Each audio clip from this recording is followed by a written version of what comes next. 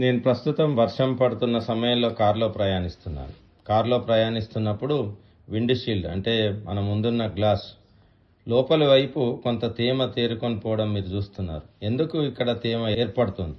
బయట వర్షానికి వాతావరణం చాలా చల్లగా మారిపోయి ఉంటుంది.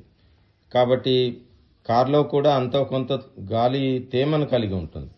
కాబట్టి గాలిలోని తేమంతా చల్లదనం వల్ల బయటుండే చల్లదనం వల్ల ఆ విండ్ స్క్రీన్ లేదా విండ్ షీల్డ్కి ఇటువైపు కండెన్స్ అయి తేమగా మారుతుంది. ఇది ఏ విధంగా అంటే మనకు ఒక గాజు గ్లాసులో ఐసు ముక్కను వేస్తే ఎలాగైతే బయట నీటి బిందువులు ఏర్పడతాయో అలా ఏర్పడతాయి. మరి దీన్ని ఏం చేయాలి అంటే మనం ఏసీ ఆన్ చేయాలి. ఏసీ ఆన్ చేస్తే గాలిలో తేమ శాతాన్ని కంట్రోల్ చేస్తే దాన్ని మనం ఎయిర్ కండిషనర్ అంటాం.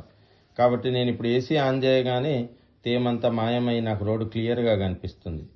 కాబట్టి వర్షం పడుతున్నప్పుడు ఏసీ వేసుకొని ప్రయాణించడం మంచిది.